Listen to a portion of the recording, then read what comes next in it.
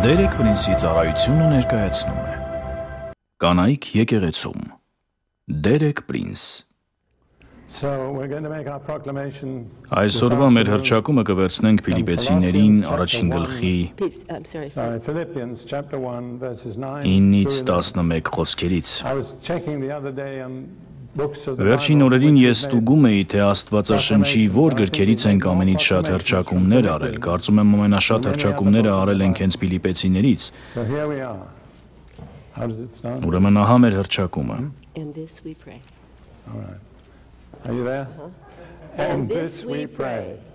Եվ այս եմ աղոթում, որ ձեր սերը ավելի ու ավելի աճի գիտությամբ ու ամեն հասկացությամբ, որպեսզի դուք լավագույնը զանազանեք, որ Քրիստոսի օրը մաքուր լինեք ու անարատ, Հիսուս Քրիստոսի միջոցով արդարության պտուղներով լցված, Աստծո փառքի ու գովերգության համար, ամեն.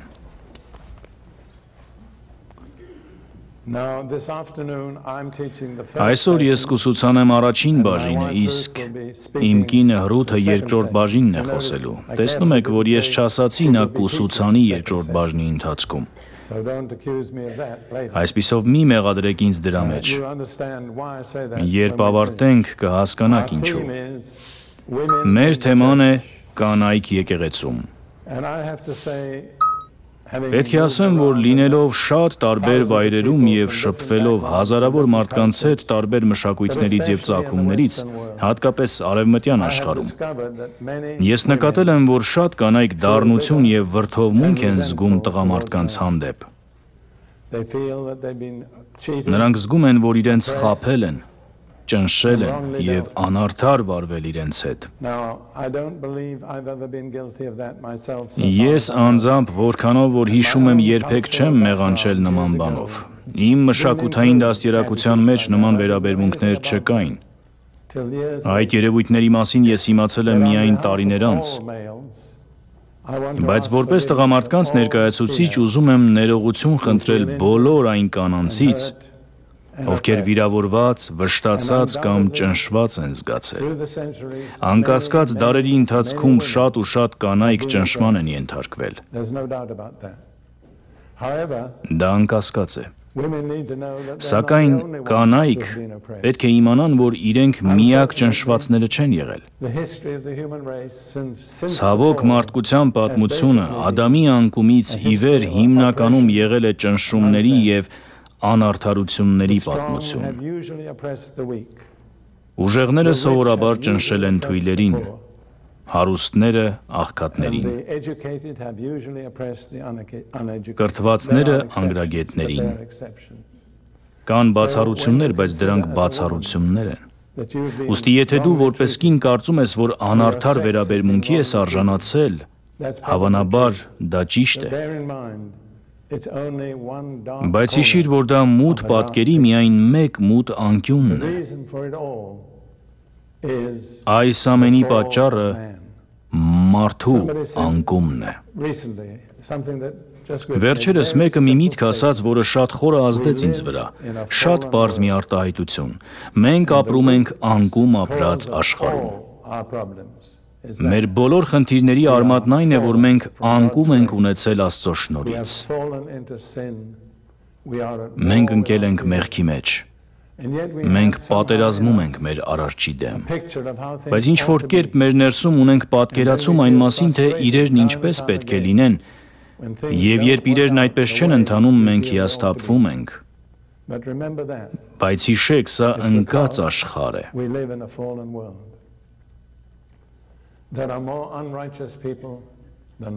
Աշխարհում ավելի շատ անիրավ մարդիկ կան, քան արդարներ։ Մեր կյանքի ընթացքում, եթե անկեղծ լինենք, ուրախ օրերը քիչ են տխուր օրերից։ Շատ բաներ շարունակ սխալ են ընթանում։ Հին հեքիաթներում սիրում էին ասել, որ զույգը ամուսնացավ ու ապրեց երջանիկ մինչև հավիտյան։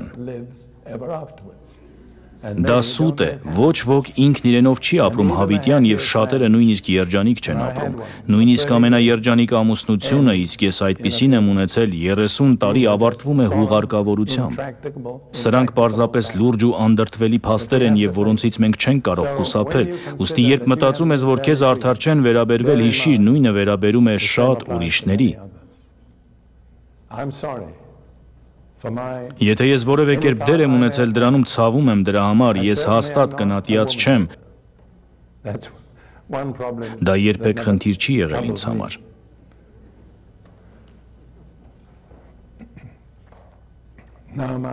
Այժմ իմ նպատակն այս ուսուցման մեջ օբյեկտիվ լինելն է։ Թե որքանով եմ հաջողում, դուք դատեք։ Բայց նախքան թեմայի մանրամասներին անցնելը կարծում եմ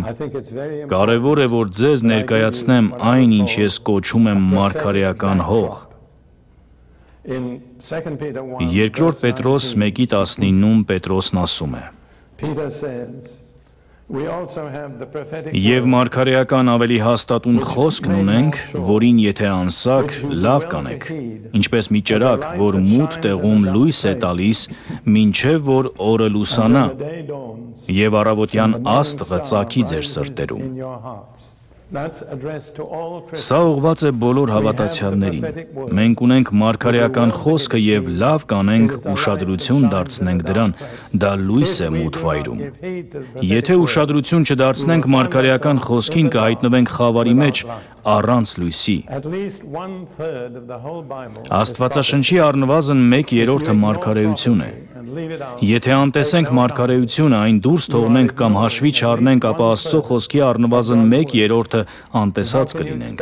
Այդ պարագայում ինչպես կարող ենք սպասել, որ հաջողություն ունենանք։ Եթե չենք օգտվում այն լույսից, որն Աստված տվել է մեզ մարգարեական խոսքի միջոցով, ապա կընթանանք խավարում, և դա երկու հետևանք կունենա։ Նախ չես իմանա, թե ուր ես գնում, և երկրորդ չես հասկանա, թե ինչ է կատարվում շուրջդ։ Միայն նրանք, ովքեր ունեն Աստվածաշնչի մարգարեական լույսը, կարող են հստակ պատկերացում ունենալ ուր են գնում և ինչու են այսքան շփոթեցնող բաներ կատարվում։ Այժմ ուզում եմ բացել մի մարգարեական հատված, որը շատ կապ ունի այսօրվա մեր թեմայի հետ։ Դա երկրորդ Թեսաղոնիկեցիներին 2-րդ խոսքն է։ Երկրորդ Թեսաղոնիկեցիներին 2-րդ խոսք։ Այս հատվածում Պողոսը խոսում է հակաքրիստոսի գալստյան մասին։ Նա զգուշացնում է, որ հակաքրիստոսը չի գա, մինչև որ մի այլ բան տեղի չունենա։ Ուրեմն, եթե այդ մի այլ բանը դեռ չի տեղի ունեցել, ապա գիտենք, որ հակաքրիստոսը դեռ չի գալու։ Երկրորդ Թեսաղոնիկեցիների 2-րդ խոսքում Պողոսը գրում է. «Թող ոչ ոք ոչ մի կերպ ձեզ չխաբի, որովհետև Տիրոջ օրը չի գա, եթե նախ ապստամբությունը չգա ու չհայտնվի անօրենության մարդը, կորստյան որդին»։ Անօրենության մարդը հակաքրիստոսի անուններից է, բայց Պողոսն ասում է՝ մի պատկերացրեք, թե հակաքրիստոսը կգա, մինչև որ նախ չլինի այն, ինչ այս թարգմանությունը կոչում է ուրացում։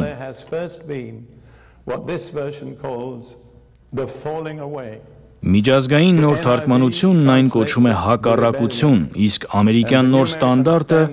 ապոստասիա, այսինքն հավատուրացում։ Այսինքն նախքան հակաքրիստոսի գալը կլինի հավատուրացում, անդառնալի անկում։ Լավագույն թարգմանությունը հենց ապոստասիա, հավատուրացում բառն է, եթե ծանոթ եք այդ տերմինին, քանի որ հունարենում հենց այդպես է գրված։ Այն նոր կտակարանում օգտագործված է միայն մեկ այլ վայրում, Գործք Առաքելոց 21:21-ում, որտեղ Պողոսին մեղադրում են ապոստասիայի մեջ, Մովսեսի օրենքին անհնազանդություն սովորեցնելու համար։ Այսինքն այդ բառի իմաստն է դիմադրություն և անհնազանդություն աստվածային հայտնված ճշմարտության դեմ։ Մինչև դա տեղի չունենա, Պողոսն ասում է, հակաքրիստոսը չի հայտնվի։ Փաստորեն, եկեղեցու հավատուրացումն է ճանապարհ հարթելու հակաքրիստոսի համար։ Քանի որ Աստված սահմանել է, որ եկեղեցին որպես նրա կառավարման մարմին երկրի վրա պետք է արգելք հանդիսանա մարդկային անօրենության դեմ։ Բայց երբ եկեղեցին հրաժարվում է այդ կարգից եւ դառնում է անօրեն, այլևս ոչինչ չի մնում, որ զսպի անօրենությունը երկրի վրա։ Ահա թե ինչու այսօր աշխարհում անօրենության աճող պատկեր ունենք, որովհետև եկեղեցին մեծ մասամբ հավատուրացման է ենթարկվել։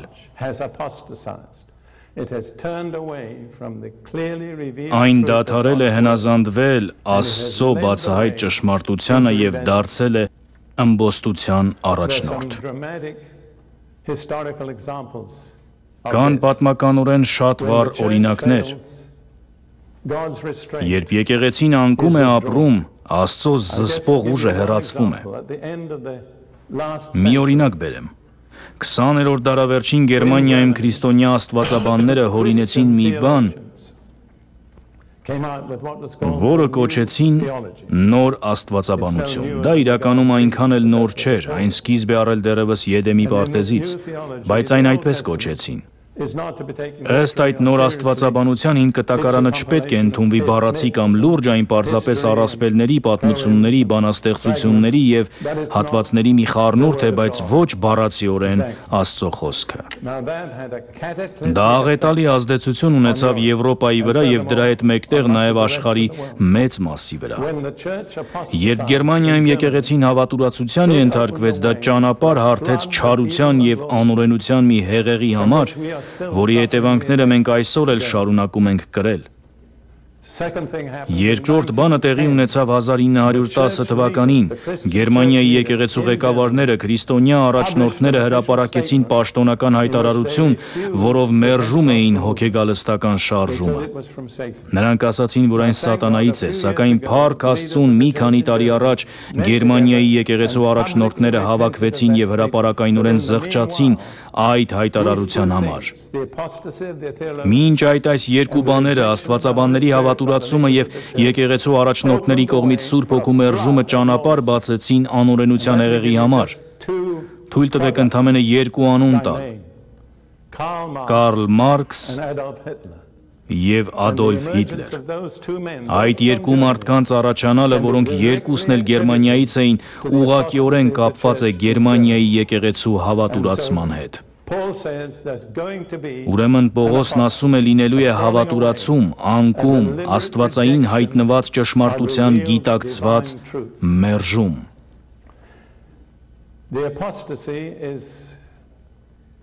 Հավատուրացումն այսօր կոչվում է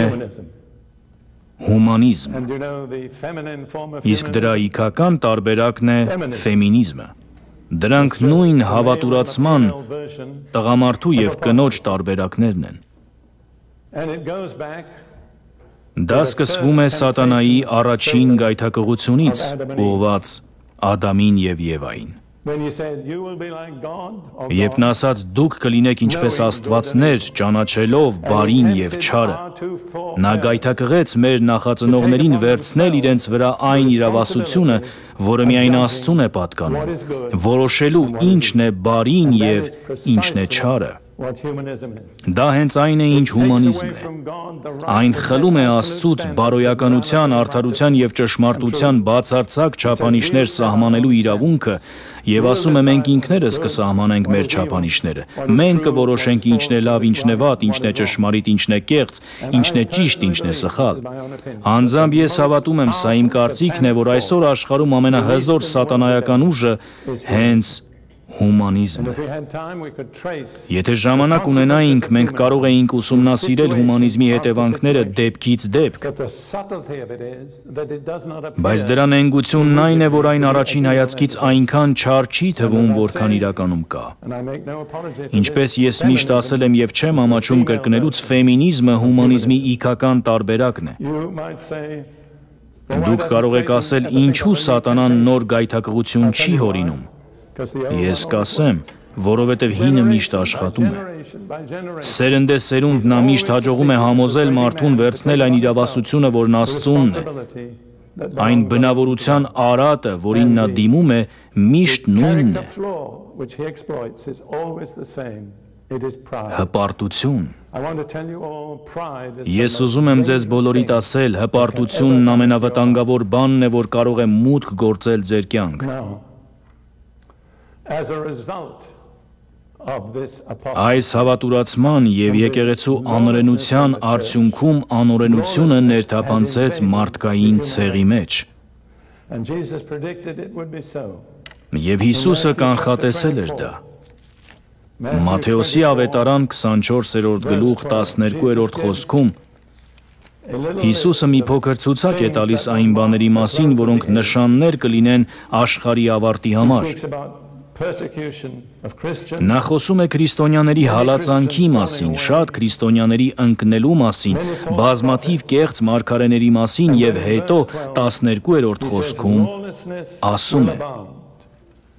Եվ անօրենության բազմանալու պատճառով շատերի սերն է սառչելու։ Այստեղ սեր բառի համար օգտագործված հունարեն բառը ագապեն է, որը սովորաբար օգտագործվում է որպես քրիստոնեական սեր։ Հիսուսը զգուշացնում է, որ երկրի վրա կստեղծվի անօրենության այնպիսի մթնոլորտ, որ նույնիսկ քրիստոնյաները կազդվեն դրանից և նրանց սերը կթուլանա ու կսառչի։ Ուրեմն այս անօրենության վիճակն է այն, որի առջև կանգնած ենք այսօր։ Չգիտեմ դուք երբևէ կարդացել եք Ամեն օր Հիսուսի հետ օրացույցը Սելվին Հյուզի կողմից, ով Բրիտանիայում ապրող ուելսացի է։ Նա անգլիացի չէ, մենք կարդում ենք այն Ռութն ու ես տարիներ շարունակ։ Այս բաժնում նա մեկնաբանում է Հռոմեացիներին 12-ի 2-րդ խոսքը։ Եվ մի կերպարանվեք այս աշխարհի կերպարանքով, այլ վերափոխվեք ձեր մտքի նորոգությամբ։ Նրա մեկնաբանությունն այս է և այն ամբողջովին համապատասխանում է իմ ասածին։ Քրիստոնեական եկեղեցին միշտ էլ վտանգի մեջ է եղել աշխարհի կողմից մտքերի գրոհին և ուղեղի լվացմանը ենթարկվելու, բայց միգուցե դա երբեք այդքան ուժգին չի եղել, որքան այս ժամանակաշրջանում։ Սեկյուլարիզմը, որը հումանիզմի մեկ այլ անվանումն է, տարածել է իր ճանկերն ամենուր, այնպես որ գրեթե չգիտակցելով մենք սկսում ենք մտածել կյանքի կարևոր հարցերի մասին նույն մտածելակերպով։ Ինչ աշխարհն է։ Իհարկե ես խոսում եմ այն հարցերի մասին, որտեղ հստակ և տարբերակիչ տեսակետ կա։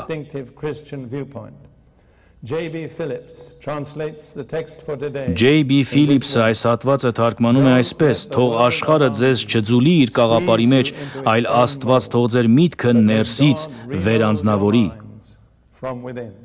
Սա շատ լուրջ և տագնապալի զգուշացում է։ Ես ամեն տեղ, որտեղ գնում եմ, հատկապես Արևմուտքում, տեսնում եմ, ինչպես է եկեղեցին ձուլվում աշխարհի մտածողության ձևին։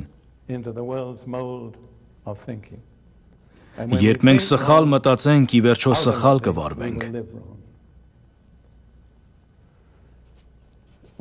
Մենք բոլորս լսել ենք Աստվածաշնչի ժամանակակից անգլերեն թարգմանությունների մասին, ինչը նորմալ է։ Ես ոչ մի առարկություն չունեմ դրա դեմ, բայց ես ասում եի Ռութին, կարող ես ունենալ ժամանակակից լեզու առանց ժամանակակից մտածողության։ Ես հավատում եմ, որ հնարավոր է, բայց դրա համար մեծ զանազանություն է պետք։ Որոշ ժամանակակից թարգմանություններ անցնում են ժամանակակից լեզվից դեպի ժամանակակից մտածողության։ Այս համատարած ապստամբությունը հրահրում է Աստծո ամենասարսափելի դատաստաններից մեկը, որը կարելի է պատկերացնել։ Փաստորեն, հավանաբար հնարավոր էլ չէ ամբողջությամբ պատկերացնել։ Հետաքրքիր է, քանիսդ եք հավատում, որ Աստված դատելու է աշխարհը։ Դուք հավատում եք, որովհետև շատ մարդիկ կան, որ ապրում են այնպես, ասես այդ դատաստանը երբեք չի լինելու։ Եսայա մարգարեի 24-րդ գլխում 4-ից 6 խոսքերում մենք ունենք երկրի վրա գալիք դատաստանի մի պատկեր։ Եթե սկսենք առաջին խոսքից, դա ամենազարմանալի հայտարարություններից մեկն է։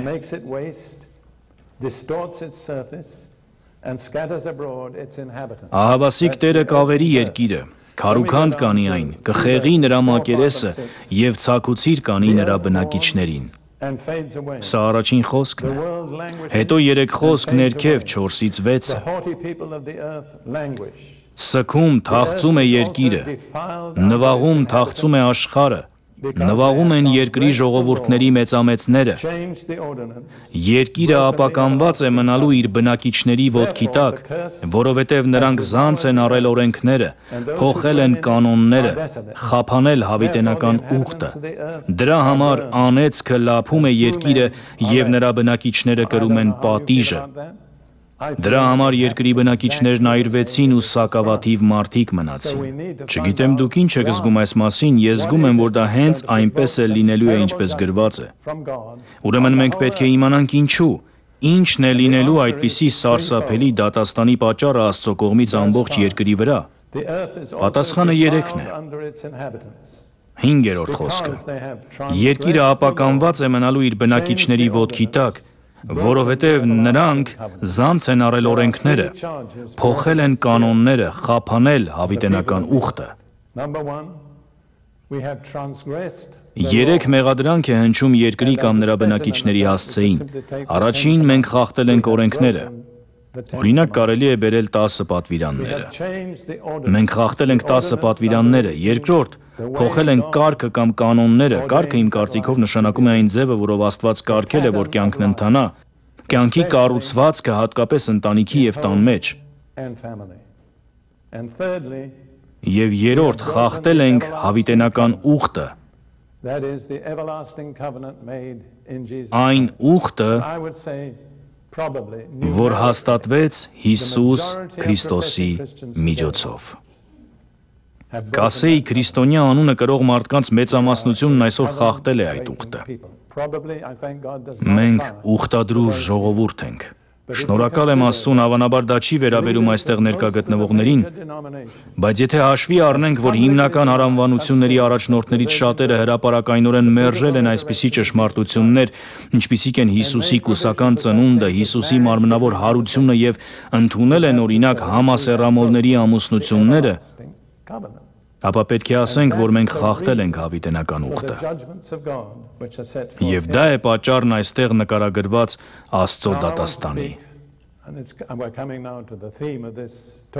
Հիմա ես ուզում եմ խոսել և այժմ արդեն մոտենում ենք այս ուսուցման հիմնական թեմային՝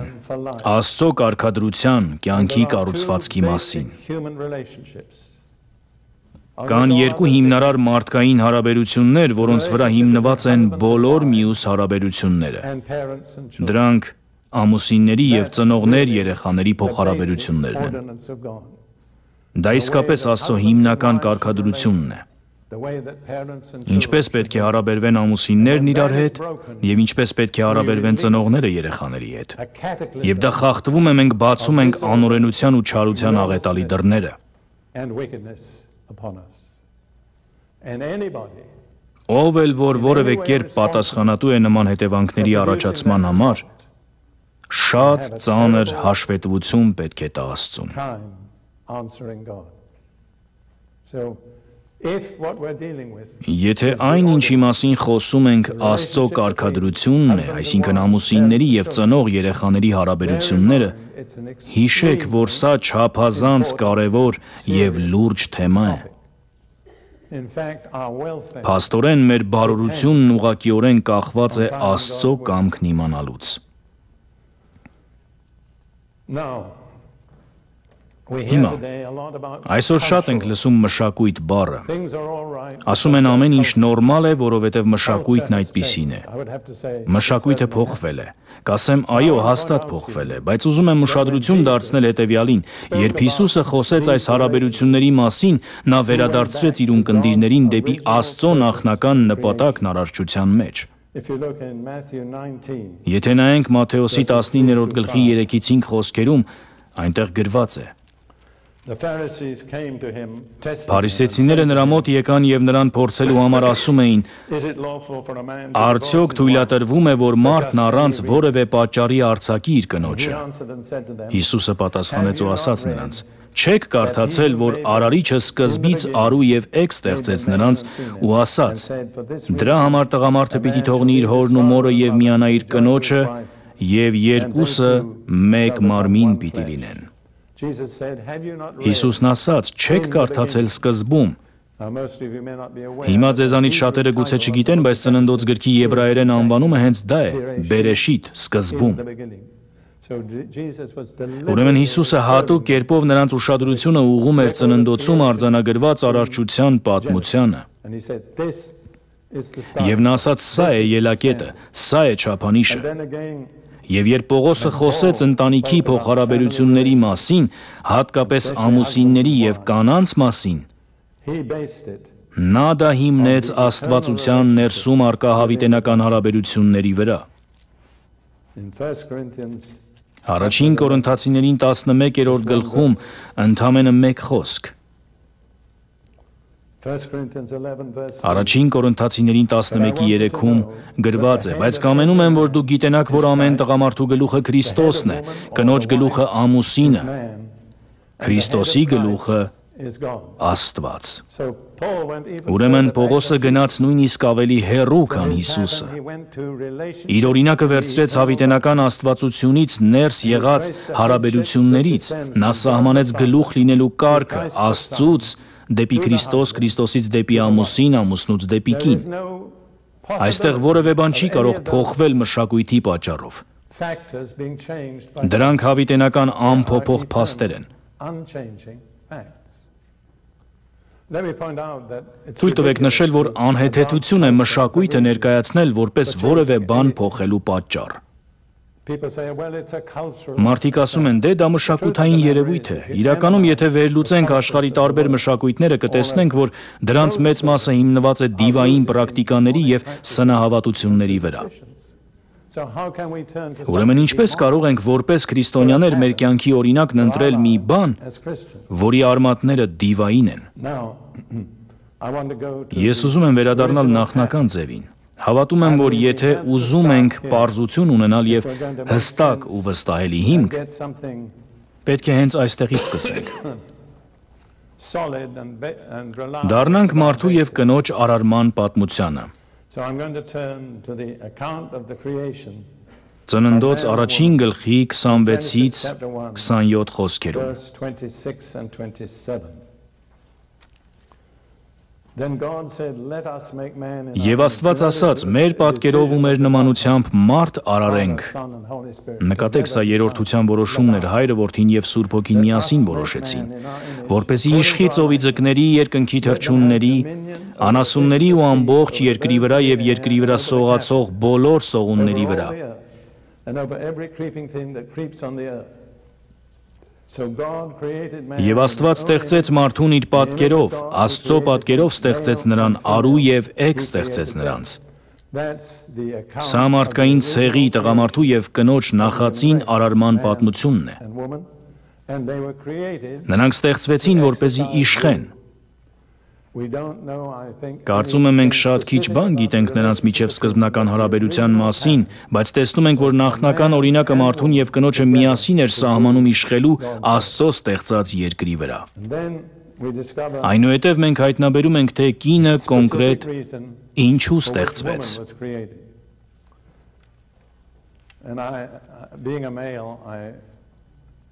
Ես որպես տղամարդ ընդունում եմ, որ կանայք մի առեղծված են։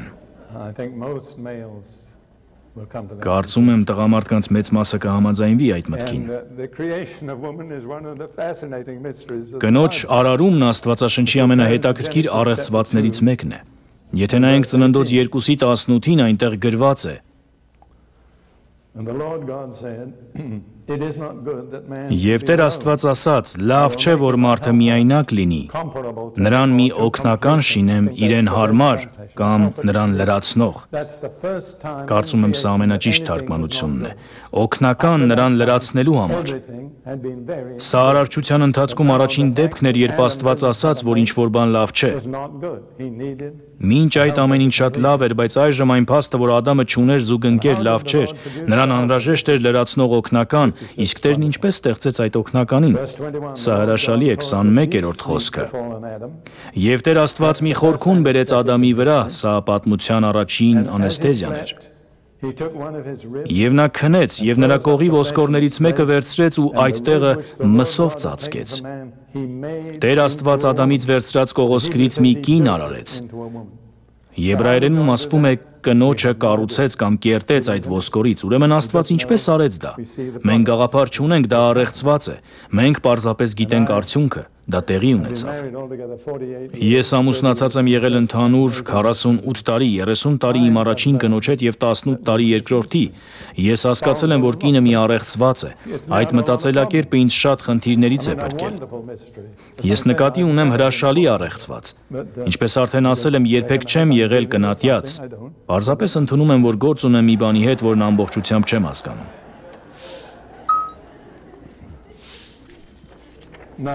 Հիմա, եւ այսպես ինչն էր կնոջ դերը։ Այժմ հասել ենք հիմքերին։ Ինչի համար է նա ստեղծվել, ինչ պետք է անի։ Մի խոսքով լինի օգնական։ Սա է կնոջ կյանքի իրապես բավարարվածության բանալին։ Կնոջ բնույթը օգնելու մեջ է։ Հիմա ժամանակակից մտածողության մեջ սա համարվում է նվաստացուցիչ։ Ահա մեզ ստորացնում են, մենք պետք է օգնական լինենք։ Թույլ տվեք մի բան նշել, որը ձեզ կքաջալերի։ Հովհաննեսի 16:7-ում Հիսուսը խոսում է Սուրբ Հոգու մասին եւ նրան կոչում է օգնական։ Ուրեմն սիրելի կանայք, դուք կրում եք նույն տիտղոսը, ինչ Սուրբ Հոգին։ Կարծում եք Սուրբ Հոգին իրեն նվաստ է զգում հոր եւ որդու հանդեպ, քանի որ օգնական է։ Կարծում եք Հիսուսն իրեն նվաստ է զգում հոր հանդեպ, որովհետև որդին է։ Աստված խոսեց Հիսուսի մասին նրա երկրային ծառայության ժամանակ եւ ասաց. «Ահա իմ ծառան, որին հավանել եմ», կարծում եք Հիսուսն առավել ցածր է, որովհետև ծառա է։ Տեսնում եք, մենք սխալ մտածողություն ունենք, որը մեր շատ խնդիրների արմատն է, կարծել թե ծառա լինելը նվաստ է։ Դա ճիշտ չէ, այդպես չէ։ Հիսուսը ծառա է հոր համար։ Սուրբ Հոգին ծառա է հոր եւ որդու համար։ Կարևորը գտնել քո տեղը եւ լրացնել այն։ Մի վիճեք Աստծո հետ։ Նա ձեզ այդպիսին է ստեղծել։ Լինեք տղամարդ, կին, սևամորթ, սպիտակ կամ մի այլ գույնի։ Այդպիսին եք ստեղծված, ուստի լավ կլինի հաշտվել դրա հետ, ոչ թե պայքարել կամ վիճել։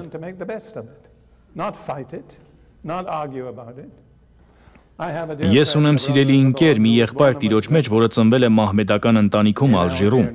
Նա ունեցել է Հիսուսի հետ ուժգին անձնական հանդիպում եւ դարձել նվիրված հավատացյալ։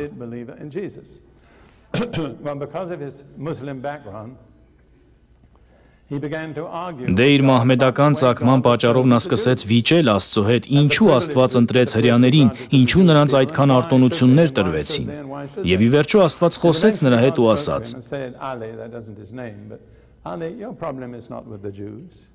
Ալի,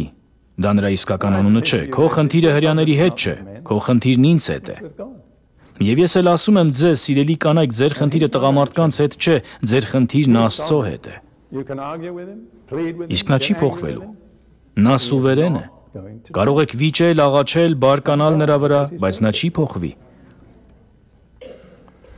Փառք Աստծուն, որովհետև նա կատարյալ է։ Լավ։ Այժմ այն, ինչ մենք տեսնում ենք այսօր, անկման հետևանքն է։ Հիշեք, մենք չգիտենք, թե ինչպիսին կլիներ կյանքը, եթե մարդը անկում չապրեր, բայց ինչպես արդեն ասացի, մենք ապրում ենք մի ընկած աշխարհում։ Ուրախալի բանն այն է, որ Քրիստոսը մեզ փրկեց օրենքի անեծքից, Մովսեսի օրենքի խախտման պատճառով։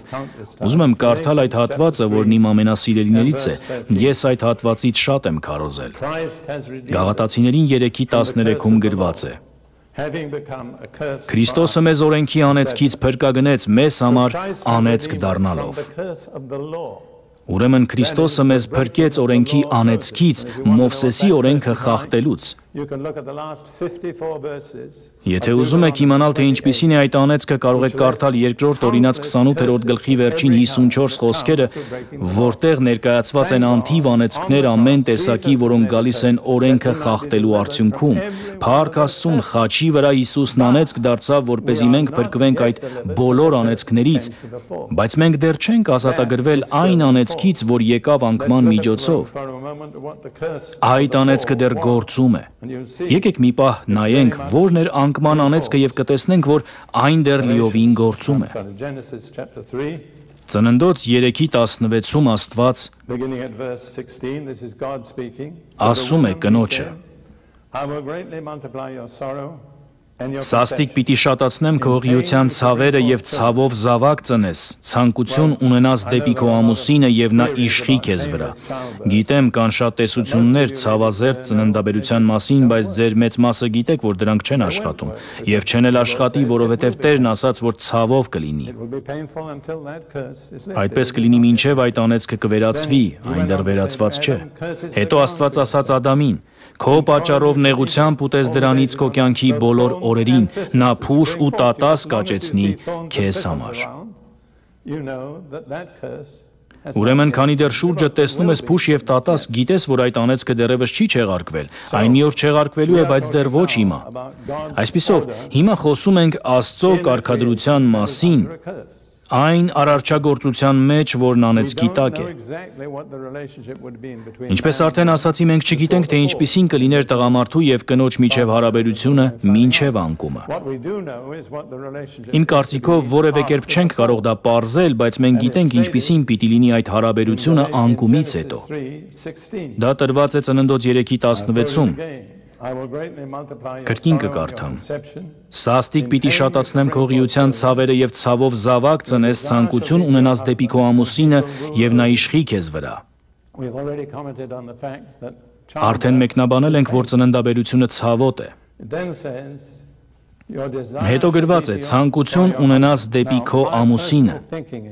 Իմ անձնական կարծիքով այստեղ խոսքը այնքան սեռական ցանկության մասին չէ, որքան յուրաքանչյուր կնոջ մեջ առկա երեխա ունենալու անկատար ցանկության։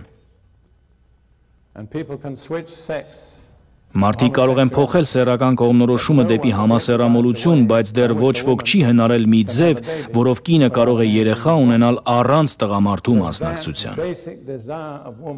Ուստի կնոջ այդ հիմնական ցանկությունը մշտապես նրան կախված է պահում տղամարդուց։ Հավատում եմ, սա երբեք չի փոխվի։ Եվ հետո գալիս է այս կարևոր խոսքը, որը շատերին բարկացնում է. Նա պիտի իշխի քեզ վրա։ Այժմ ուզում եմ մի փոքր բացատրություն տալ եբրայերենից։ Իմ եբրայերենը կատարյալ չէ, բայց օգտակար է։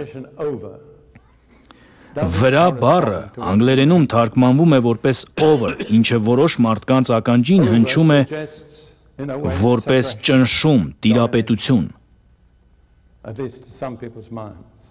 Բայց եբրայերենում այդ նախդիրն ընդամենը մի վանկանի բառ է, որը թարգմանվում է նաև մեջ, հետ, միջոցով եւ այլն։ Դա եբրայերենի ամենահաճախ փոփոխվող նախդիրներից մեկն է եւ իրականում այն նույն ուժով չի արտահայտում վրա իմաստը ինչպես անգլերենում։ Հետաքրքիր է նաև, որ այստեղ օգտագործված իշխել բայը եբրայերենում կապ ունի կառավարություն բառի հետ։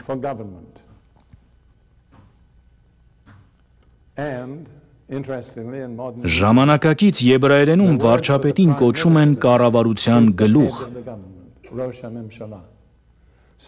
Այսինքն իշխել բառն իրականում կապված է ղեկավար լինելու հետ։ Կարելի է թարգմանել նաև նա կլինի քո ղեկավարը, նա կլինի քո առաջնորդը, նա կլինի քո պաշտպանը։ Տեսնում եք, սա բոլորովին այլ երանգ ունի, քան սովորական ականջին հնչող իշխել ձևը։ Իսկ հիմա թույլ տվեք արտահայտել իմ կարծիքը։ Կանայք պաշտպանության կարիք ունեն։ Իսկ նրանք, ովքեր կարծում են, թե իրենց դա պետք չէ, ամենաշատն են դրա կարիքը զգում։ Ես այսօր շատ հստակ պատկերացում ունեմ սեփական փորձից մարդու կյանքի խիստ փխրունության մասին։ Ես ուզում եմ ամեն հնարավոր պաշտպանությունը, ինչը կարող եմ ստանալ, ուզում եմ տալ իմ կնոջն ամեն հնարավոր պաշտպանությունը։ Չնայած չեմ անում միշտ այնքան լավ, որքան կցանկանայի, բայց ձգտում եմ։ Սիրելի կանայք, ձեզ պետք է պաշտպանություն։ Ճշմարտությունն այն է, որ գուցե դա հաճելի չլինի ձեր ականջին, բայց դուք ունեք դրա կարիքը, բոլորս էլ ունենք, ես էլ ունեմ։ Աստվածաշնչում պաշտպանությունը գալիս է իշխանության ներքո լինելուց։ Ես մարդ եմ, ով գտնվում է իշխանության ներքո։ Երբ գտնվում եմ Ֆորթ Լոդերդեյլում, հաշվետու եմ այս եկեղեցու երեցներին, երբ ապրում եմ Երուսաղեմում, մաս ենք կազմում քրիստոնեական համայնքի տեղական եկեղեցու հովվի իշխանության ներքո։ Բացի այդ, ԱՄՆ-ում մենք ունենք տնօրենների խորհուրդ, որի առաջ հաշվետու ենք։ Մենք նաև ունենք միջազգային խորհուրդ, տարբեր ազգերից կազմված, որի առաջ նույնպես հաշվետու ենք։ Ուրեմն ես մարդ եմ իշխանության ներքո, եւ ես շատ երախտապարտ եմ դրա համար, չեմ պայքարում դրա դեմ, չեմ զգում, թե դա ինձ նվաստացնում է, ընդհակառակը դա ինձ անվտանգ է պահում։ Երբ տեսնում եմ քրիստոնյաների, ովքեր մերժում են աստվածային իշխանությունը, ես դողում եմ։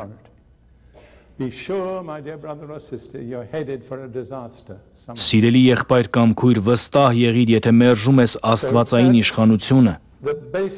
ապա հաստատ գնում ես դեպի աղետը։ Սա տղամարդու եւ կնոջ հարաբերության հիմնական պատկերն է։ Երբ Աստվածաշունչը որևէ կարևոր հասկացություն է ներկայացնում, սովորաբար դրա սկզբնածին գաղափարները երևում են դրա առաջին օգտագործման մեջ։ Հավատում եմ, որ սա այդ դեպքն է, նա պիտի իշխի քեզ վրա, այսինքն նա պիտի լինի քո գլուխը, քո կառավարիչը։ Այժմ ես անցնում եմ մեկնաբանության, հավատում եմ այն, ինչ մինչ այս ասել եմ, հստակ հիմնված է Սուրբ Գրքի հաստատող փաստերի վրա։ Այս կետից սկսած ներկայացնում եմ իմ մեկնաբանությունը տարբեր համապատասխան հատվածների վերաբերյալ։ Ես անկեղծ եմ։ Այս ամենը երկար ուսումնասիրել եմ, խորել եմ դրա շուրջ եւ աղոթել, բայց ներկայացնում եմ այն որպես իմ մեկնաբանություն։ Կարող եք մերժել այն ու երկինք մտնել, պայմանով, որ շարունակեք սիրել ինձ։ Շատ լավ։ Ես ուզում եմ անդրադառնալ տղամարդու եւ կնոջ տարբերության մի կողմին, գիտեք, որ այդ տարբերությունները շատ են։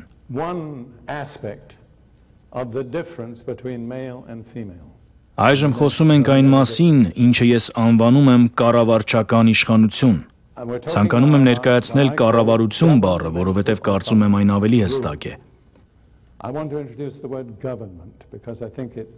Իմ ըմբռնմամբ Աստծո խոսքի ծառայության մեջ, իսկ իրականում կյանքի բոլոր ոլորտներում, բայց եկեք սահմանափակվենք Աստծո խոսքով, կառավարչական իշխանությունը պահանջում է փրկության ծրագրի ամբողջական ըմբռնում, տարբեր հիմնական տարրերը ճիշտ կերպով իրար հետ կապելով։ Հետաքրքիր է, որ Հակոբոսի 3:1-ում մի հատված կա, որը հազվադեպ է մեջբերվում խարիզմատիկ շարժման մեջ, բայց այն դեռ Աստվածաշնչում է։ Հակոբոսի 3:1 Այն ասում է. «Եղբայրներ իմ, շատերդ ուսուցիչներ մի եղեք, իմացեք, որ մեծ դատաստան պիտի ընդունեք»։ Սա կարևոր միտք է։ Ես նկատել եմ շատերն ունեն ուսուցիչ լինելու ամբիցիա, բայց նրանք այս խոսքն անտեսում են։ Ինչու ենք զգուշացվում չդառնալ ուսուցիչ, որովհետև պատասխանատվությունը շատ մեծ է։ Եվ դու պետք է Աստծուն պատասխան տաս այն բանի համար, ինչ սովորեցնում ես։ Հիմա կարող եք ասել, պրինց եղբայր, դուք ուսուցիչ եք։ Պատասխանում եմ, այո, ես ուսուցիչ եմ։ Գիտեք ինչու, որովհետև Աստված ինձ հստակ խոսքերով կանչեց ուսուցչական ծառայության։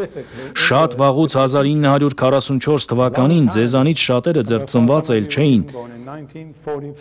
Ներկայիս Իսրայելի տարածքում, Հայֆայի մոտակայքում Աստված խոսեց ինձ հետ եւ ասաց. «Ես քեզ կանչել եմ լինել Սուրբ Գրքի ուսուցիչ, ճշմարտության, հավատքի եւ սիրո մեջ, որ կա Քրիստոս Հիսուսում շատերի համար»։ Եթե ես փորձեի հասկանալ, թե ովքեր են շատերը, չէի կարող պատկերացնել, որովհետեւ այն ժամանակ այսօրվա հաղորդակցության տեխնոլոգիաները չկային։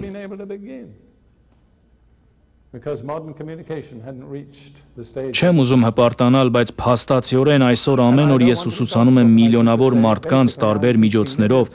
տպագիր խոսք, ռադիո, հեռուստատեսություն, վիդեո եւ անձնական ծառայություն։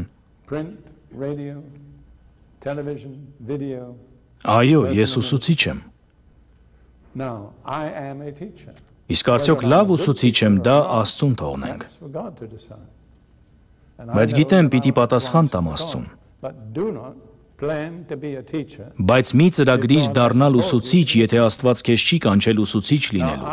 Հավատում եմ կա տարբերություն, թե ինչպես են մտածում տղամարդիկ եւ կանայք, սա է պատճառը, որ կա տարանջատում նրանց միջև, ովքեր կոչված են ուսուցանելու եւ նրանց, ովքեր ոչ։ Կարող եք հարցականի տակ դնել, բայց տղամարդկանց եւ կանանց մտքի աշխատանքն իրարից տարբերվում է։ Տղամարդիկ գերազանցում են ամբողջական պատկեր կազմելիս, կանայք մանրամասների վրա կենտրոնանալիս։ Ես երբեք չէի կարողանա կառավարել այն բոլոր մանրամասները, որ իմ կինը կառավարում է ամեն օր։ Ես կփլուզվեի, բայց նա կարողանում է։ Նա հրաշալի կին է եւ ես նկատել եմ կանայք հենց այդ հարցում են ուժեղ։ Ես չեմ ասում, թե դա միակ բանն է, որ կանայք կարողանում են անել, բայց նրանք առանձնապես հաջողում են մանրուքների մեջ։ Նրանք կարող են միաժամանակ փոխել երեխայի տակդիրը, տաքացնել կաթի շիշը եւ անել մի շարք այլ բաներ։ Ես չեմ կարող։ Եթե փորձեի, կփլուզվեի։ Հիմա մի պատմական օրինակ բերեմ իմ ասածը հստակեցնելու համար։ Ինչքանով որ գիտեմ, պատմության ընթացքում կանայք հաջողության չեն հասել օպերա կամ սիմֆոնիա գրելու մեջ, կամ մաթեմատիկական կամ փիլիսոփայական համակարգ մշակելու հարցում։ Չեմ կարծում, որ նման փաստ գրանցված է պատմության մեջ, որովհետև դա կանանց պարգևի ոլորտը չէ, երբ պետք է բազմաթիվ տարրեր համադրես եւ ամբողջություն կազմես, դա այն ճանապարհը չէ, որով աշխատում է կանանց միտքը։ Բայց երբ կինը մտնում է սենյակ ու տեսնում է մի բան իր տեղում չէ, նա դա նկատում է 10 անգամ ավելի արագ, քան ամուսինը, որովհետև նրա միտքը ստեղծված է մանրամասների համար։ Եվ մենք պետք ենք իրար, ես կնոջս, կինս ինձ, սա մրցակցություն չէ։ Սա ոչ ստորին լինելու, ոչ էլ գերագույն լինելու հարց է։ Ճշմարտությունն այն է, որ մենք տարբեր ենք։ Գիտեք ինչու ենք տարբեր, որովհետև Աստված մեզ տարբեր է ստեղծել։ Եվ ոչ մի բան չի կարող այդ տարբերությունը փոխել։ Կարող ենք վիճել, պայքարել, բայց այն մնում է, Աստված է վերջնական խոսքը ասում։ Հիմա մի բան ասեմ, չգիտեմ կհամաձայնվեք, թե ոչ։ Աստված միշտ ճիշտ է։ Նա երբեք սխալներ չի լինում։ Նա երբեք սխալներ չի անում։ Կարող եք դա ամբողջ սրտով ասել, Աստված միշտ ճիշտ է, նա երբեք սխալներ չի անում։ Ամեն, եթե կարող եք ընդունել դա, դուք արդեն մեծ ճանապարհ եք անցել։ Հիմա, ուզում եմ մտնել մի քիչ հակասական թեմայի մեջ։ Խոսելու եմ այն ծառայությունների մասին, որոնք բաց են կանանց համար, եւ այն ծառայությունների մասին, որոնք ոչ, լինի նա ամուսնացած, թե ոչ։ Եկեղեցում այսօր առաջնային հարցերից մեկն է արդյոք կանայք պետք է ձեռնադրվեն կամ օծվեն որպես ծառայողներ։ Իմ պատասխանը հետևյալն է, սա չափազանց անորոշ հարց է։ Պատասխանում եմ, օծվել ինչի համար։ Անձամբ ես չափազանց մեծ կարևորություն չեմ տալիս կրոնական օծման կամ ձեռնադրության ծիսակարգին։ Հիսուսն ասաց, ես ձեզ ընտրեցի եւ կարգեցի, ձեզ առանձնացրեցի, դուք իմն եք։ Ահա թե ինչն է իրականում կարևոր։ Ես չեմ ասում, թե չպետք է ձեռնադրության ծառայություն լինի, բայց կարծում եմ դա երկրորդական է Աստծո օծման համեմատ։ Ուրեմն երբ մարդիկ ինձ ասում են կանայք պետք է ձեռնադրվեն, ես ասում եմ ձեռնադրվեն ինչի համար։ Որոշ բաների համար այո, որոշների ոչ։ Հիմա անցնեմ նոր կտակարանում նկարագրված ծառայությունների 4 ցանկերին, համառոտ նշելով, թե դրանցից որոնք են բաց կանանց համար, իսկ որոնք ոչ, նկատի ունենալով, որ կանայք կոչված չեն կառավարման իշխանության։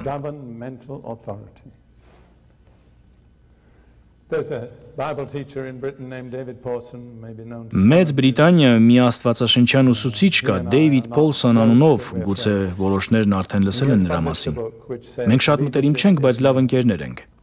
Նա հրատարակել է մի գիրք հետևյալ վերնագրով՝ Առաջնորդությունն արական է։ Ընդհանուր առմամբ կարծում եմ դա ճիշտ է, նա շատերին դուր չի գալիս, բայց կարծում եմ ճշմարտությունն է ասում։ Ցանկանում եմ առաջարկել, որ երբ խոսքը վերաբերում է կառավարչական իշխանությունը, ապա դա սովորաբար բաց չէ կանանց համար։ Եկեք նայենք Հռոմեացիներին 12-րդ գլխի 6-ից 8 հատվածին։ Այստեղ տարբեր ծառայությունների ցանկ կա։ Միայն թե զանազան պարգևներ ունենք ըստ այն շնորհի, որ մեզ տրված է, եթե դա մարգարեական շնորհն է, թող հավատի չափով գործածի, եթե ծառայության, թող ծառայության մեջ լինի, եթե մեկը ուսուցանող է, թող ուսուցանելու մեջ լինի, թե հորդորող է հորդորանքի մեջ, թե բաշխող է թող զվարթությամբ կատարի, թե վերակացու է կարգված ջանասիրությամբ, թե ողորմած է ուրախությամբ։ Ընդհանուր առմամբ այստեղ նշվում են 7 ծառայություններ։ Կասեի դրանցից 5-ը բաց են կանանց համար՝ մարգարեություն, ծառայություն, հորդորում, բաշխում, ողորմություն։ Իսկ 2-ը՝ ուսուցանելը եւ վերակացու կամ կառավարիչ լինելը, սովորաբար բաց չեն։ Երբ խոսում եմ ուսուցանելու մասին, նկատի ունեմ այն ուսուցանումը, որն իր մեջ ներառում է կառավարչական իշխանություն։ Եթե չհասկանաք այս տարբերությունը, ապա ամբողջ պատկերը մշուշոտ կմնա։ Հետո առաջին Կորինթացիներին 11:5-ում Պողոսն ասում է. 5-րդ խոսք. Եվ ամեն կին, երբ աղոթք է անում կամ մարգարեանում է գլխաբաց, անպատվում է իր տիրոջը, քանի որ նույնն է, թե ածիլված լինի։ Թույլ տվեք այս պահին գլխաշորի հարցը մի կողմ թողնենք եւ պարզապես նշենք, թույլատրելի է կնոջը աղոթել կամ մարգարեանալ պայմանով, որ կատարի պահանջները։ Այսպիսով այդ երկու ծառայությունները, աղոթք եւ մարգարեություն, բաց են կանանց համար։ Այնուհետև առաջին Կորինթացիների 12:28-ից 30 խոսքերում Պողոսը տալիս է մի ամբողջ ցանկ։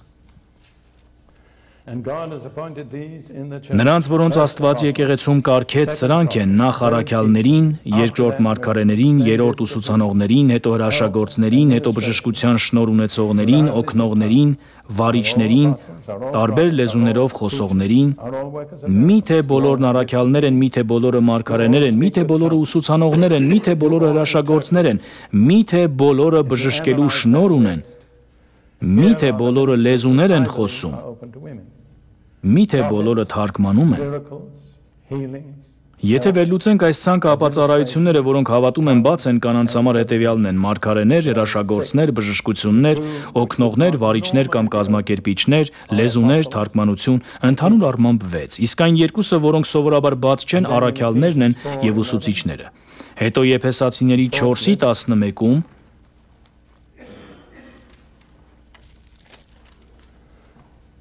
նշվում է 4-րդ ցանկը, եւ նա Քրիստոսը ոմանց տվեց առաքյալներ լինելու, ոմանց մարգարեներ, ոմանց ավետարանիչներ, ոմանց հովիվներ ու վարդապետներ։ Այստեղ 5 ծառայություն կա։ Կասեի մարգարեներն ու ավետարանիչները բաց են կանանց համար, առաքյալները, հովիվները եւ ուսուցիչները սովորաբար ոչ,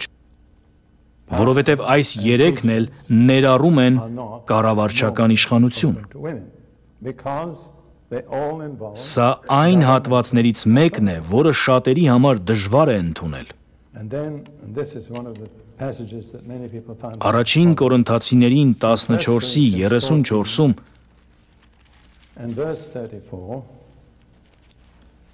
Պողոսն ասում է.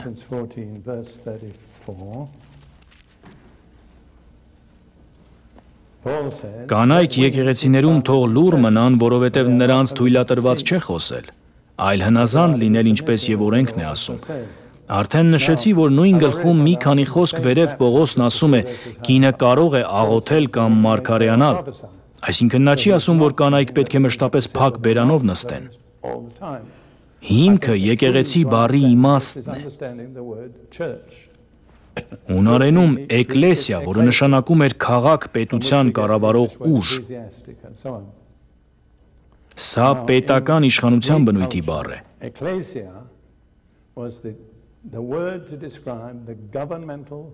Եվ այստեղ ընդգծվում է, ինչպես արդեն ասացի, այն միտքը, որ Աստված կառավարում է մարդկությունը մեծապես իր եկեղեցու միջոցով։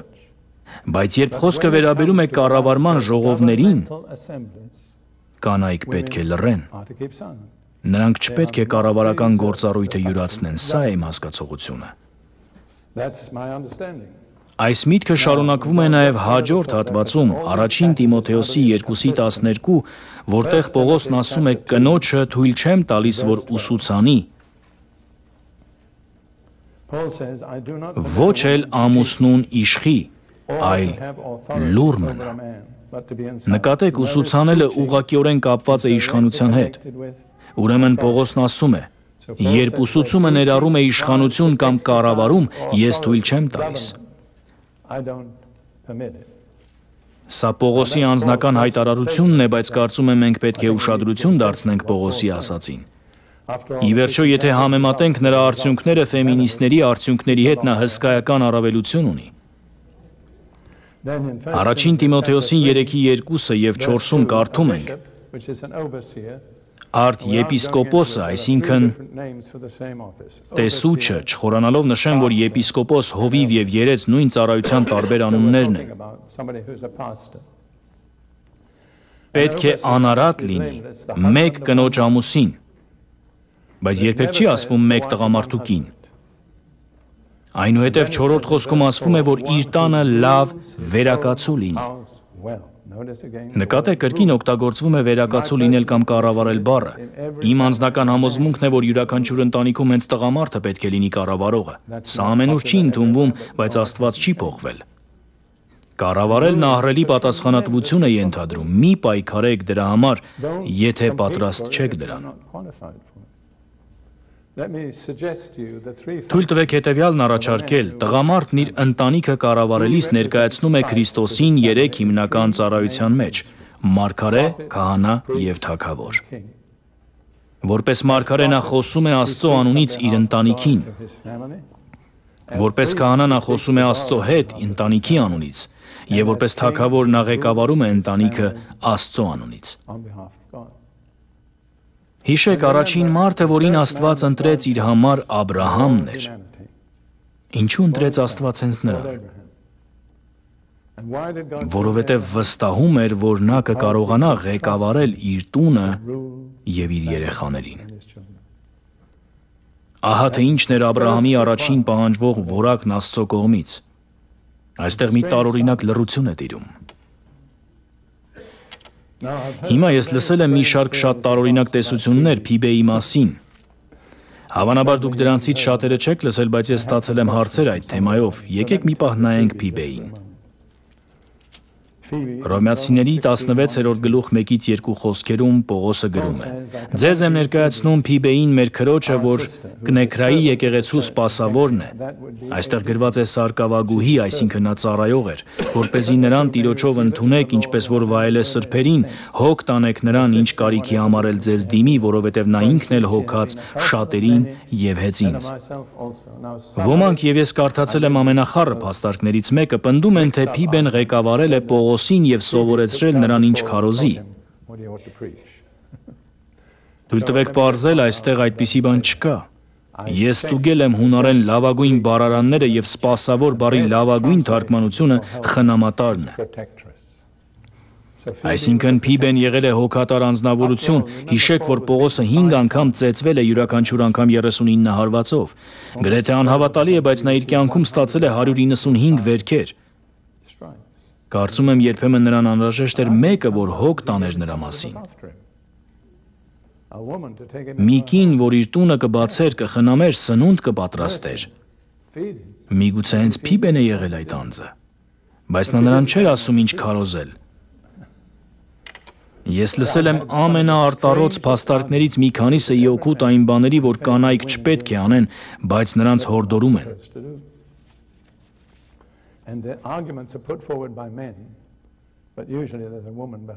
Եվ այդ փաստարկները հաճախ բերվում են տղամարդկանց կողմից, բայց այդ տղամարդկանց հետևում հաճախ մի կին է լինում։ Հիմա, եկեք անցնենք ամուսնացած կանանց պահանջներին, կան որոշ հատուկ պահանջներ։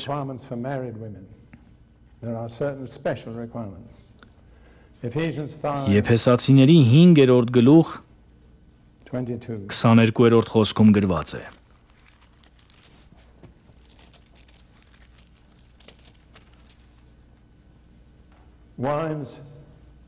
Submit to your own husbands as to the Lord. Կանայք, ձեր ամուսիններին հնազանդվեք, ինչպես Տիրոջը։ Taking the meaning of that, you may not like it, but it's obvious what it says. You say, well, Paul was unmarried. Սա բավական պարզ է, չէ՞։ Դժվար է սխալ հասկանալ դրա իմաստը։ Գուցե ձեզ դուր չգա, բայց հստակ է թե ինչ է ասում։ Գուցե ասեք, բայց Պողոսն ամուսնացած չէր, նա իրականում չէր հասկանում, բայց պետք է նշեմ, որ Պետրոսը որպես ամուսնացած տղամարդ ասել է նույնիսկ ավելին։ Եթե անդրադառնանք առաջին Պետրոսի 3:1-2-ին, Be submissive to your own husbands, that even if some այնտեղ գրված է. obey the word, Նույնպես եւ դուք կանայք հնազանդ եղեք ձեր ամուսիններին, որպեսզի եթե նրանցից ոմանք էլ անհնազանդ լինեն խոսքին, կանանց վարքի շնորհիվ առանց խոսքի շահեն, տեսնելով ձեր երկյուղացությամբ պարկեշտ վարքը։ Peter begins that chapter with the word likewise. You need to find out what that refers to. Այժմ If you go back to chapter Պետրոսն այս գլխի սկիզբն սկսում է նույնպես բառով։ verse Պետք է 21, պարզենք, թե սա ինչին է վերաբերում։ Եթե վերադառնանք երկրորդ գլխի 21-րդ խոսքին, այնտեղ գրված է. because Christ also suffered for us, leaving us an example. Որովհետև դուք հենց այդ բանի համար կոչվեցիք, քանի որ Քրիստոսն էլ ձեզ համար չարչարվեց,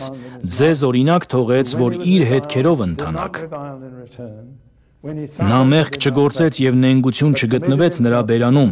նախատվելիս նա փոխարենը չէր նախատում, չարչարվելիս չէր սպառնում, այլ հանձնվեց արդար դատավորին։ That's right. Հետո հաջորդ գլխում ասում են նույնպես, ումպես, A lot of responsibility. ասեք ինձ, Քրիստոսի պես, ճիշտ է։ Whether they are believers or not. Դա բավականին բարձր կոչում է, այնպես չէ, բայց դա նաև մեծ պատասխանատվություն է պահանջում։ Հնազանդվեք ձեր ամուսիններին, լինեն նրանք հավատացյալ թե ոչ։ At home and unbelievers. Տարիներ առաջ գործ ունեի մի սիրելի կնոջ հետ, նա լիովին նվիրված կրակոտ քրիստոնյա էր, նա գնում էր ծառայության, իսկ ամուսինը տանն էր մնում, քանի որ անհավատ էր։ My head, I was on. Նա անձամբ ինձ պատմեց սա։ He said one day, Ասաց, ես մտածում էի, որ քանի որ ամուսինս հավատացյալ չէ, ապա նա իմ գլուխը չէ, եւ ես նրա առաջ հաշվետու չեմ։ so shocked. Բայց մի օր Աստված ինձ ցույց տվեց Աստվածաշնչից, որ նա իմ գլուխն է, լինի հավատացյալ թե ոչ։ Դա ինձ այնքան ցնցեց, որ բառացիորեն անկողնուցս ցած ընկա։ I had been ministering deliverance. Մեկ այլ զույգ էլ եմ հիշում, ծառայում էի ազատագրության ծառայության մեջ, վերջում մի կին մոտեցավ եւ ասաց. ազատագրման կարիք ունեմ, Աստված ինձ իմաստություն տվեց եւ ես ասացի. որտեղ է ձեր ամուսինը, նա ձեռքով ցույց տվեց, այնտեղ է, ետևում, ասես նա ոչ կարևոր մարդ էր, ասացի կանչեք ձեր ամուսնուն, նա դժկամությամբ կանչեց նրան։ She did so. Then I said, Ասացի Աստվածաշունչն ասում է, որ ձեր ամուսինը ձեր գլուխն է եւ քահանան։ Ես չեմ այն մարդը, որ պետք է աղոթի ձեր ազատագրման համար։ Ձեր ամուսինն է, որ պետք է աղոթի։ Դե սա նրան ամենակիչը դուր եկավ, բայց ես պնդեցի, ասացի, պատրաստ եք խնդրել ձեր ամուսնուն, որ աղոթի ձեզ համար։ Շատ դժվարությամբ նա ասաց. կաղոթես ինձ համար, որ ազատագրվեմ։ she said that she Եվ հենց այդ պահին նա անմիջապես ազատագրվեց, նա առերեսվեց Աստծո պայմանին։ condition. See? Թույլ տվեք պատմել մի հիասքանչ դեպք մի ընտանիքից, որին լավ ճանաչում ենք։ Նրանք մեր ընկերներն են, չեմ ասի անունները, կինը մկրտական եկեղեցուց էր։ Ծանոթ էր Տիրոջը եւ ամուսնացավ անհավատ տղամարդու հետ, ասելով. An unsaved. Գիտեի, որ նա ինձ կթողնի ունենալ այնքան երեխա, որքան ուզում եմ։ Let me have as many children as I wanted. Եվ իսկապես նրանք ունեցան 10 երեխա, բայց նա փրկված չէր եւ բավականին բիրտ մարդ էր։ Խմում էր եւ այլն։ Pretty riotous character. Կինը շրջիկ ավետարանիչներ ու քարոզիչներ էր տուն բերում։ Բայց նա չէր ուզում նրանց լսել։ And preaches to the heart. Հետո կինը կարդաց առաջին Պետրոսի 3-րդ գլուխը, Then she read 1 Peter chapter 3. երբ նրանք տեսնեն կանանց սուրբ վարքը, Conduct of the wife. ու որոշեց She փոխվել։ decided to change. So she smartened herself up. She had her hair done nicely. Սկսեց հոգ տանել իր տեսքի մասին, գեղեցիկ սանրված կանել, կրել գեղեցիկ հագուստ։ And her husband was a fireman. So he would come back at all hours of the night. Ամուսինը հրշեջ էր, There's something in the տուն էր գալիս ցանկացած ժամի։ Եթե առաջ կինն ասում էր ճաշը վառարանում է, հիմա նա սպասում էր նրան պատրաստ տաք ճաշով։ husband thought something's happened to my wife. Ամուսինը մտածեց, ինչ որ բան է պատահել իմ կնոջ հետ, կասկածեց, միգուցե սիրեկան ունի։ Ուստի նա իր ընկերներից մեկին հրշեջներից, ով նույն հերթափոխում չէր, խնդրեց հետևել տան մոտ տեսնելու ով է գալիս իր տուն։ Who was the boyfriend? Well, no boyfriend. Բայց ոչ ոք չեկավ։ No, at Երբեմն times նույնիսկ նա he կոպիտ էր was վարվում։ and he pushed Մի անգամ նա կնոջ գլուխը հարվածեց պատին այնպես, որ պատը փշրվեց։ Aren't you afraid? Բռնեց նրան վզից ու ասաց. «Չես վախենում»։ Well, Նա պատասխանեց. «Ոչ»։ today Դե սա աշխատեց։ Այսօր նրանք երկուսն էլ հավատացյալ են եւ մեծացնում են հավատքի մի գեղեցիկ ընտանիք, բայց կինը լուրջ ընդունեց Տիրոջ խոսքը։ how many people Քանի մարդ կա այսօր, որ նման ռիսկի կդիմին։ Սա ճշմարիտ պատմություն է։ Նրանք հրաշալի ընտանիք ունեն։ Այսպիսով, երբ հնազանդվում ես Աստծո խոսքին, when you այն obey աշխատում the է։ Bible, it works. Now we have a lot of Այսօր մենք մեծ դժվարություն ունենք հնազանդություն բառի I հետ have a կապված։ background in a movement which is well known to many of you, where submission Ինձ ծանոթ մի շարժման մեջ, որի մասն էի, հնազանդություն բառն այնքան էին օգտագործում, որ արդեն լսելիս խորշում էինք։ But mind you, there was a lot of good in that. Բայց լսեք, այդ շարժման մեջ շատ լավ բաներ կային, նրանց նպատակները ճիշտ էին, բայց միջոցները ոչ։ And I want to Ուզում եմ ուշադրություն հրավիրել երկու բառերի վրա՝ and submissiveness.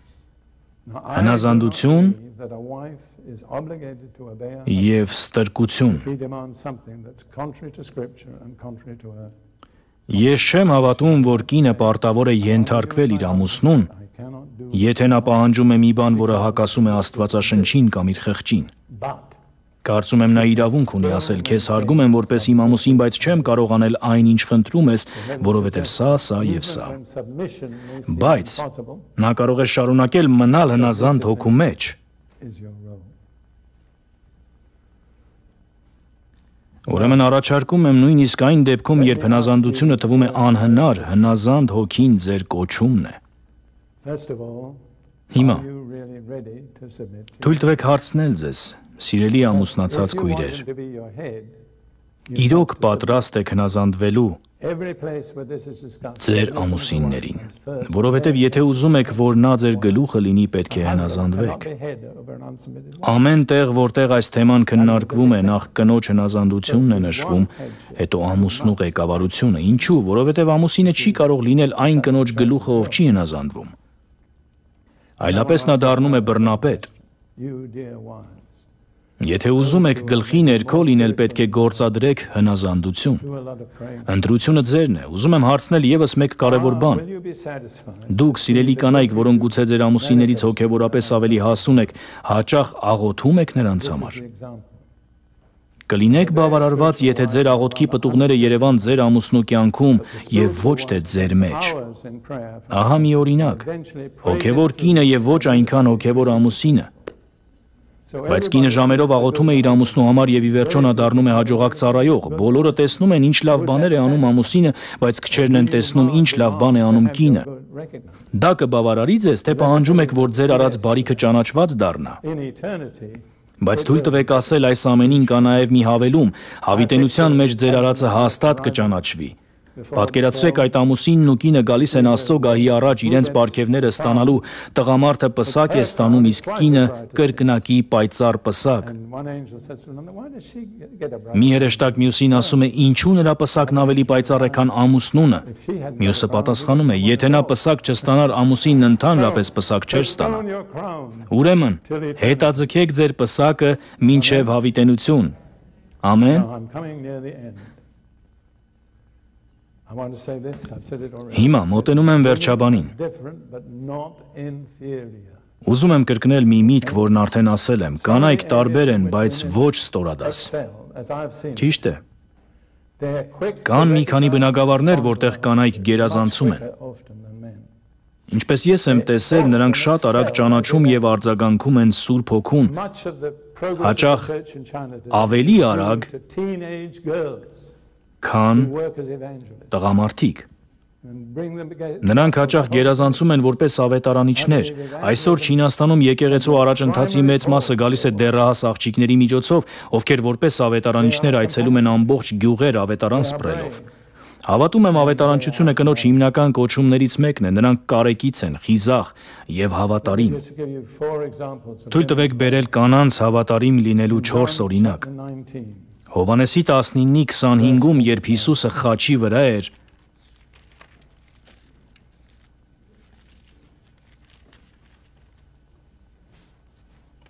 These are the last moments of Jesus. գրված է. John 19:25. Հիսուսի խաչի մոտ կանգնած էին նրա մայրը, նրա մորաքույրը Մարիամը, Կղեոֆպասի կինը եւ Մարիամ Մագդաղենացին։ Wife of Clopas and Mary Magdalene.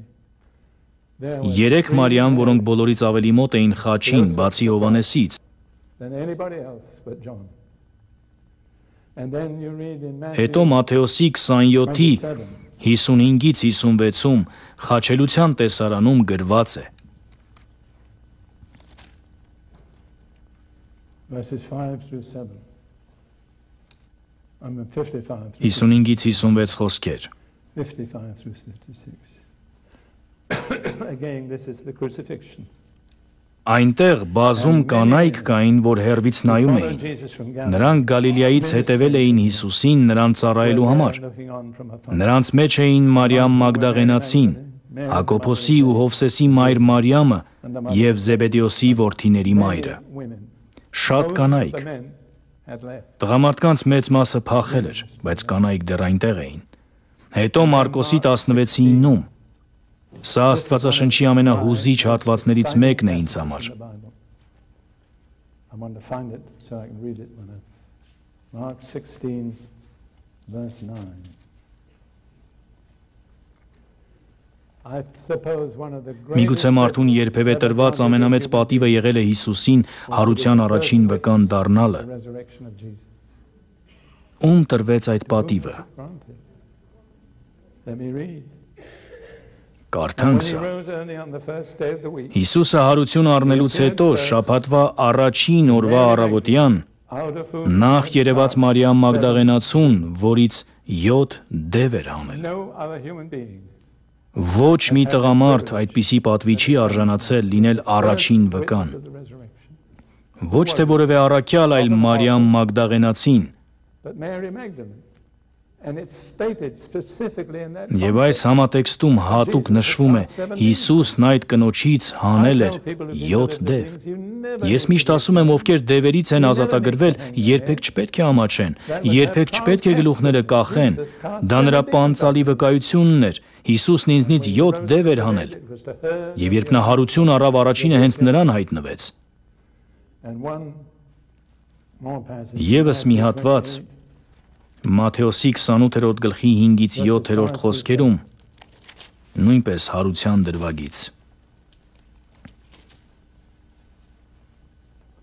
Again, it's the resurrection. Հրեշտակը կանանց ասաց. And said to the women, Դուք մի վախեցեք, գիտեմ, որ խաչված Հիսուսին եք փնտրում։ Նա այստեղ չէ, որովհետև հարություն առավ, ինչպես ասել էր։ Եկեք տեսեք այն տեղը, որտեղ դրված էր։ Իսկույն գնացեք նրա աշակերտներին ասեք։ Այսպիսով կանայք դարձան առաքյալների համար պատգամաբերներ։ you understand,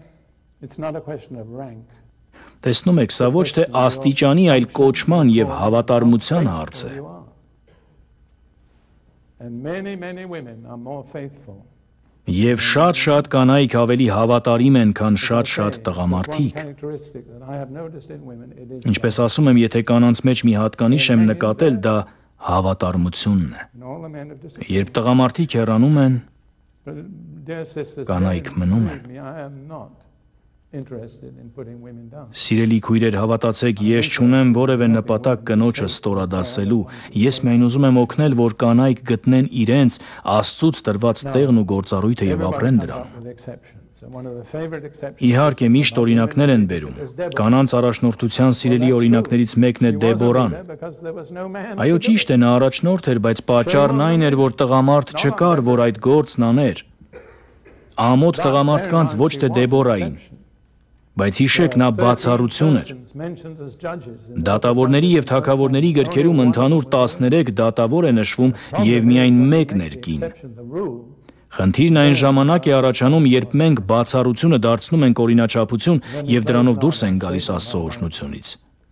Թույլ տվեք ավարտել մի դիտարկումով Ամերիկայի մասին։ Critical problems. One of Ամերիկան ունի երկու ծայրահեղ խնդիր։ spoken about. Դրանցից մեկի մասին ես խոսում եմ արդեն առնվազն 30 տարի։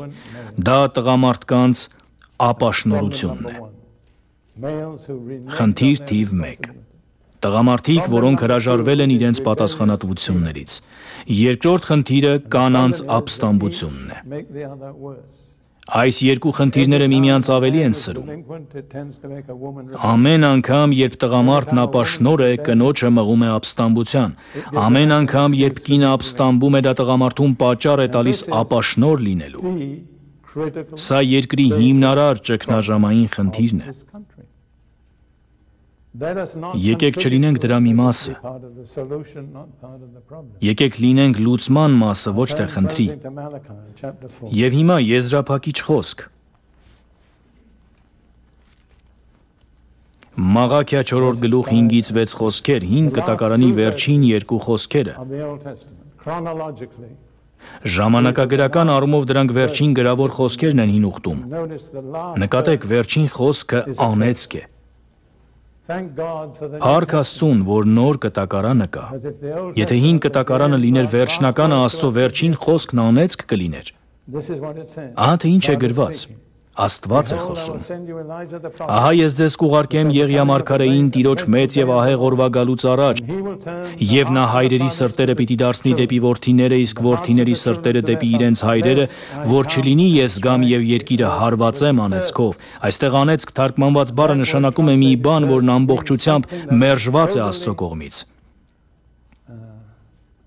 Այլևս ոչինչ չի կարող արվել դրա համար, այն կործանված է։ There is nothing more to do about it. It's gone. And if we do not solve our family problems, Եվ եթե մենք չլուծենք մեր ընտանեկան խնդիրները, եթե հաշտություն չլինի ամուսինների եւ երեխաների միջև, դրա արդյունքը կլինի անեծքը։ it's a serious topic. Սա լուրջ թեմա է։ Յուրաքանչյուրս պետք է լրջորեն ընդունենք այն։ Գուցե համաձայն չլինեք ամեն ինչի հետ, ինչ ասել եմ, բայց անձամբ փնտրեք Աստծուն, հարցրեք նրան, որն է ձեր դերը եւ խնդրեք նրան, օգնի ձեզ մնալ հավատարիմ այդ դերում։ Թող Աստված օրհնի ձեզ։